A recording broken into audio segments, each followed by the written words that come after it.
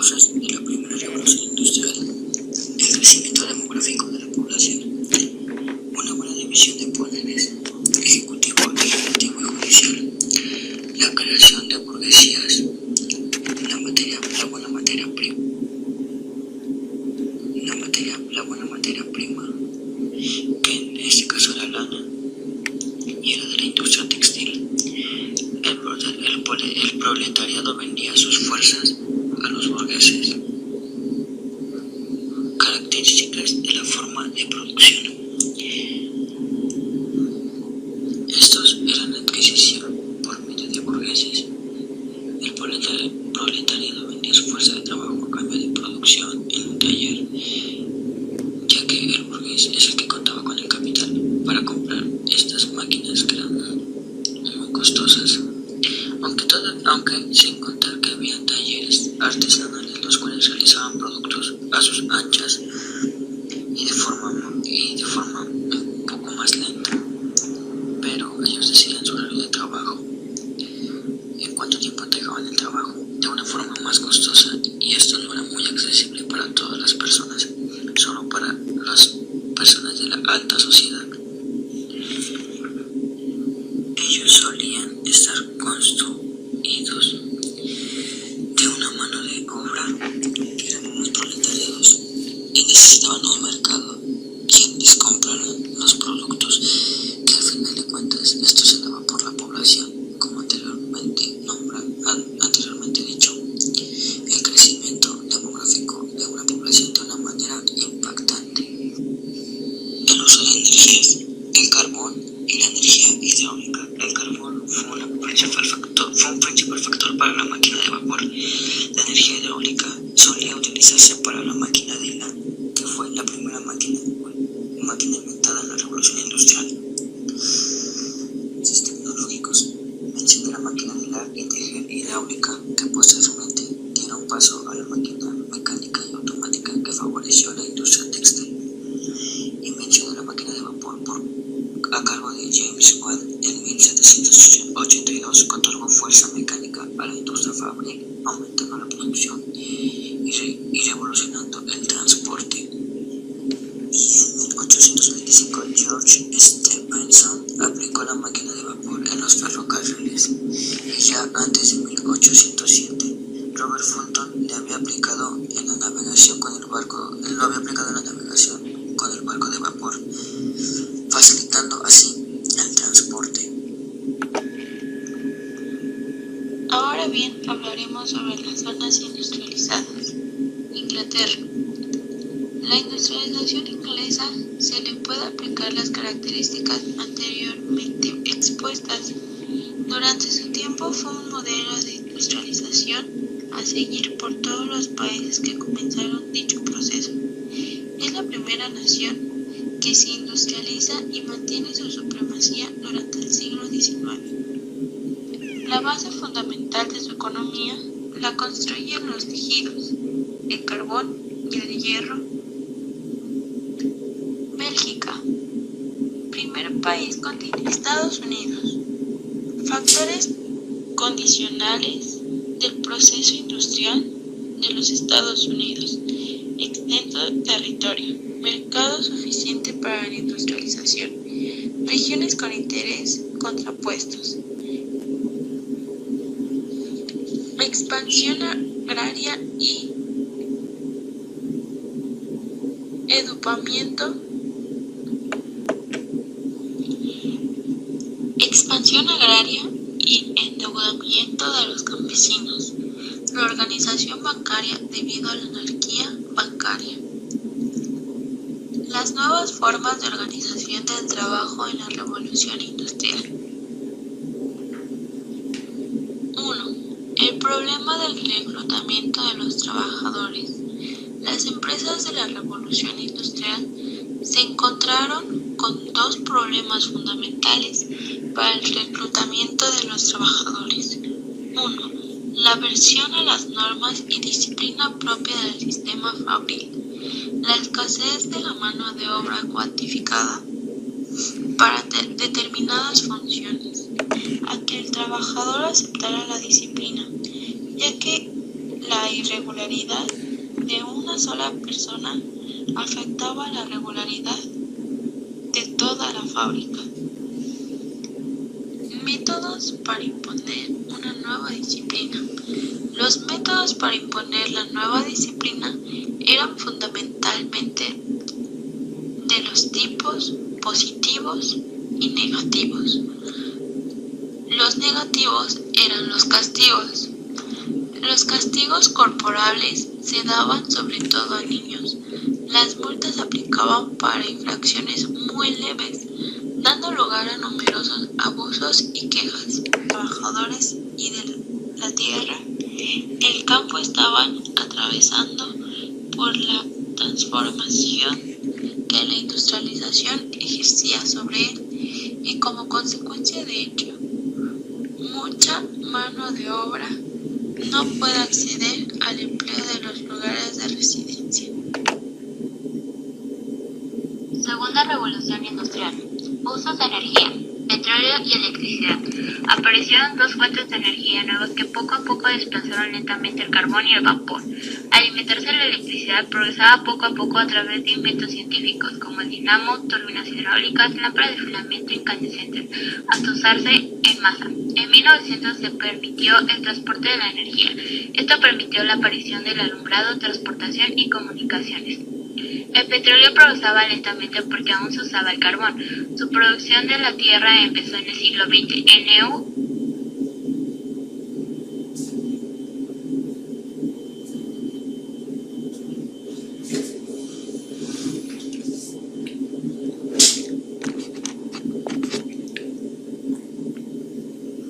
Segunda responsabilidad limitada. Este tipo de sociedad, que apareció por primera vez para financiar los ferrocarriles, se convirtió en la forma más corriente de empresa. Quienes poseían el mayor número de acciones tenían el control de la empresa. La crisis capitalista y la necesidad de disponer de enormes cantidades de capital llevaron a la desaparición de las empresas más débiles.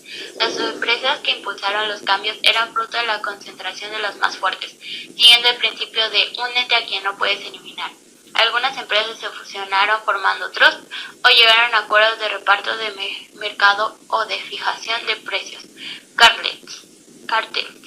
La empresa petrolífera formaron un cartel a nivel mundial, Shell, BP, etc.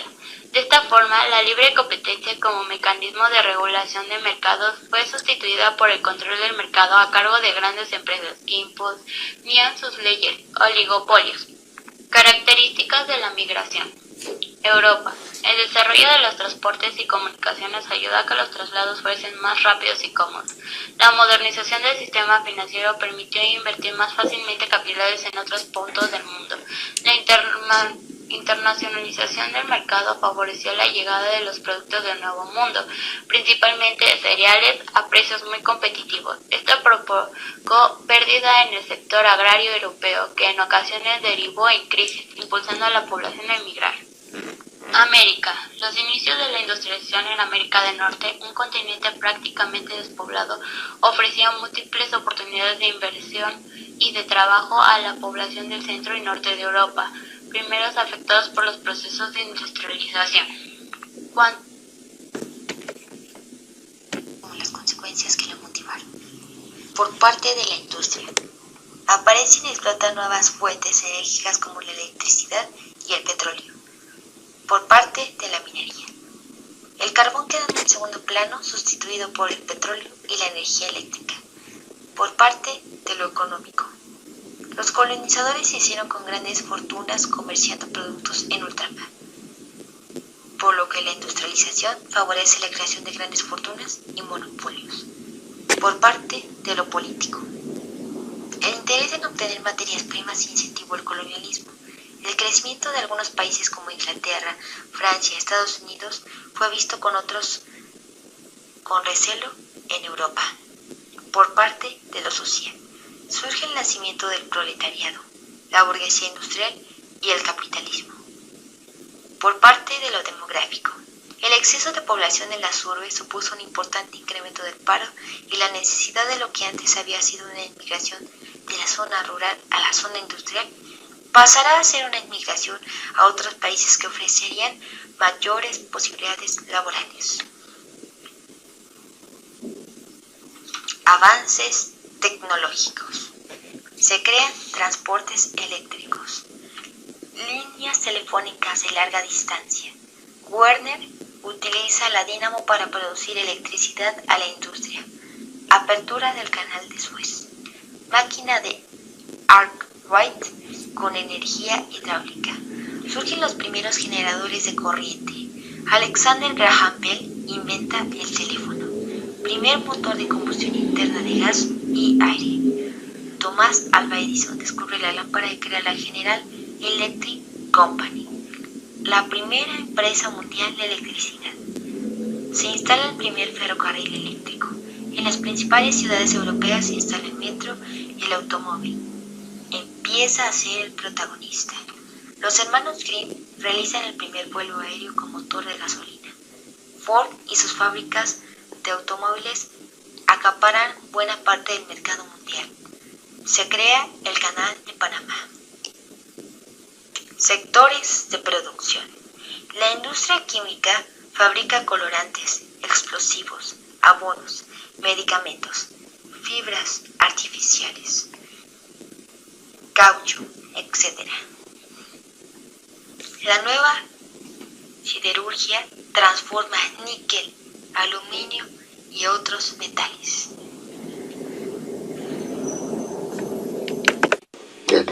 La revolución científico-tecnológica o revolución de la inteligencia es un concepto y una fusión esbozados por Jeremy Rifkin y avalados por el Parlamento Europeo en una declaración formal aprobada en junio de 2006. A lo largo de la historia, las transformaciones económicas ocurren cuando convergen las nuevas tecnologías y la comunicación de los nuevos sistemas de energía. Las nuevas formas de comunicación se convierten en el medio de organización y gestión de las civilizaciones más complejas han hecho simplemente mediante las nuevas fuentes de energía. La conjunción de la tecnología de la comunicación de Internet y las energías renovables en el siglo XXI están dando lugar a la llamada tercera revolución industrial.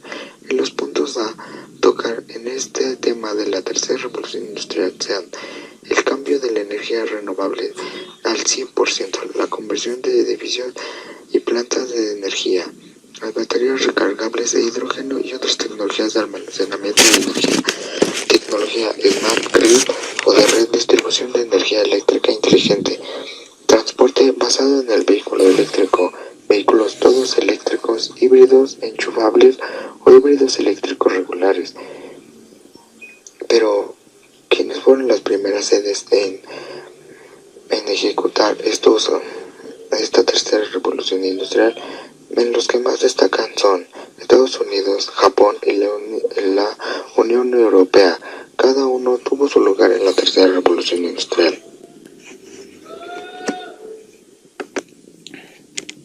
Como se sabe, hay tres sectores de fabricación y producciones básicos: el primario o agropecuario, es decir, el que se dedica a la explotación de las fuentes primarias como recursos naturales, renovables o no renovables; el secundario o sector industrial; y el terciario o prestación de servicios.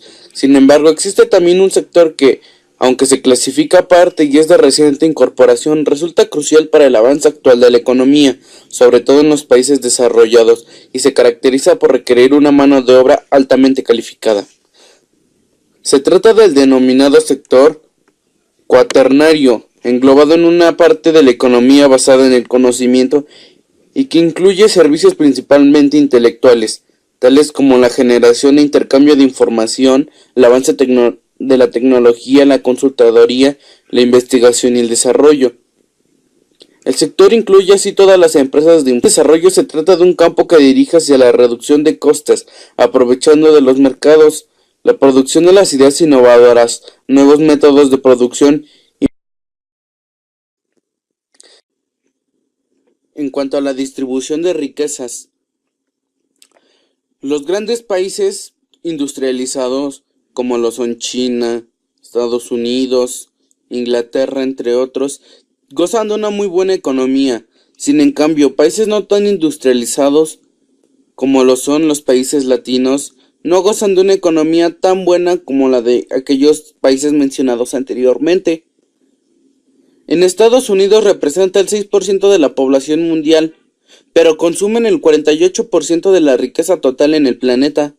La cuarta parte de la población del norte consume el 70% de la energía mundial, el 75% de los metales, el 85% de la madera y el 60% de la comida. Entre 2.5 y 3 millones de personas sobreviven con menos de $2 diarios y 1,2 mil millones con menos de $1 diario.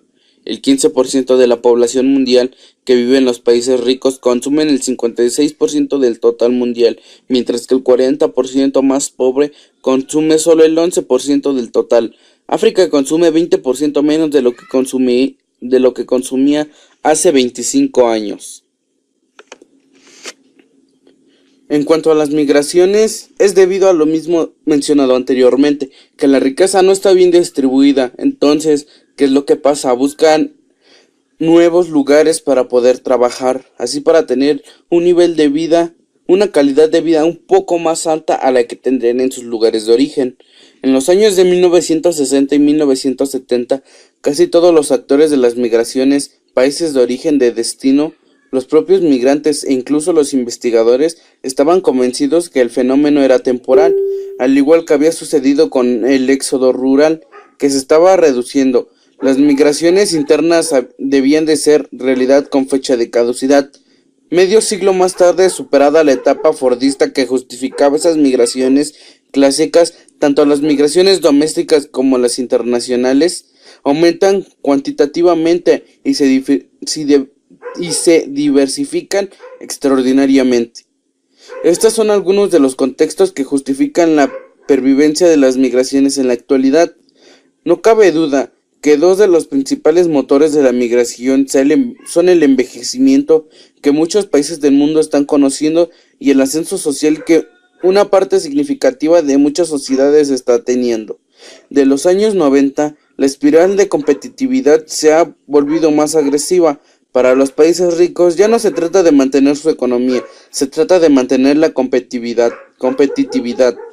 Los trabajadores foráneos son tan vitales en las fábricas del siglo XXI, XIX y en la de los años 70 como lo son hoy en día en muchos subsectores de la economía. El aumento del individualismo y el fracaso del desarrollo socioeconómico igualitario en muchas sociedades ha aumentado el malestar en la mayor parte de numerosas sociedades. Lo que hace décadas era ilusión y confianza absoluta en un desarrollo colectivo se transformó en una búsqueda de solución individual a los problemas, muchas veces a través de la migración. Ya para finalizar, como se sabe, en cuanto a la conclusión, ha habido un gran deterioro ambiental a lo largo de estos años debido a la industrialización de los países y al exceso de ella. El impacto directo de la industria sobre la naturaleza se produce básicamente por la ocupación del espacio, la utilización de los recursos naturales y la generación de residuos, desechos y contaminantes de estos. La contaminación es el aspecto que ha sido examinado más detalladamente, y no es raro encontrar opiniones del sentido de que sería la única forma de impacto de la industria sobre el medio. Más aún, ciertos programas de industria y medio ambiente se limitan exclusivamente a dicha manifestación. Este enfoque prevalece en los países industrializados, cuyos ambientes sufren los efectos de la contaminación directamente. En efecto, en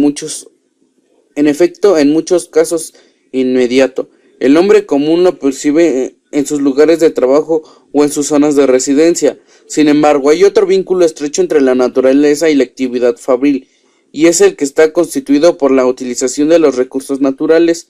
El impacto sobre el medio que provoca la extracción de los recursos naturales generalmente no es perceptible por el hombre común, y a veces no lo es ni siquiera por aquel que lleva a cabo la explotación de la naturaleza. Sin embargo, es obvio que tal extracción altera el ecosistema natural, produciendo cambios en su estructura y modificación dinámica. La tercera revolución industrial, o también llamada revolución científica y tecnológica, comienza al acabar la Segunda Guerra Mundial a mitad del siglo XX. Hasta la actualidad, en esta revolución se le da una gran importancia a la tecnología. Las áreas más representativas de estas son la de investigación y desarrollo, en las que podemos destacar la energía nuclear, las telecomunicaciones, espacio, universo y ciencias de la informática, así como la robótica y la biotecnología. La tercera revolución industrial surgió por la crisis del capitalismo de la época. La crisis se produjo por una lucha constante por la apropiación de los recursos.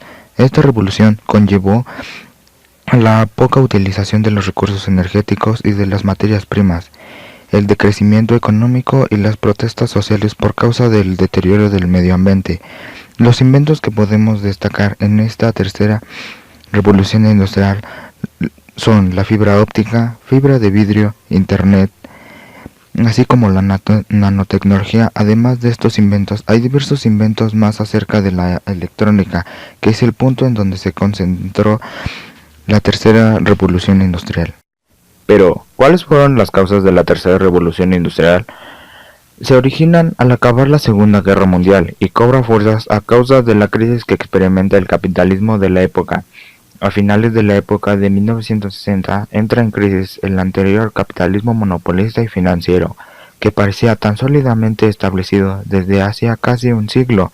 Entre sus características se encarecieron los recursos energéticos y las materias primas, se redujeron el crecimiento económico, aumentó el paro en el sector, aumentaron las protestas sociales por el deterioro del medio ambiente, entre muchas otras características de la revolución.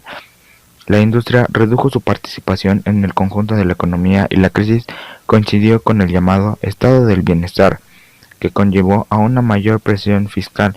Se redujeron los gastos sociales. Las empresas desarrollaron una clara estrategia de transnacionalización que logra alterar las anteriores relaciones internacionales, abriendo las fronteras desde el punto de vista económico. Se multiplicaron innovaciones, se redujeron el consumo de productos naturales y los nuevos sectores motrices son la microelectrónica, la biotecnología y la robótica. Entonces se redujeron el trabajo directo de fabricación y aumentaron el de gestión, con el control de I+D dando flexibilidad a la producción del bienestar, fases o empresas distintas, gracias a las nuevas tecnologías, descentralización, así a la productividad y aumentaron los pymes. Otro punto a tocar es el uso de las energías de la tercera revolución industrial. En la tercera revolución industrial se pensaba dejar de lado el uso de los recursos que puedan ser agotados tanto a corto o largo plazo, así como el petróleo, el gas, la gasolina, dando como objetivo la idea del uso de los recursos que puedan ser renovados a corto plazo, así como el agua, el aire, el sol. El que más destacó fue el de la electricidad. También, por otro punto, o como nota, se puede decir que el del agua fue uno de los recursos renovables que se utilizó desde la primera revolución industrial. La electricidad, como ya lo dije, fue una de las grandes invenciones de la revolución industrial en el siglo XIX y pasando al siglo XXI.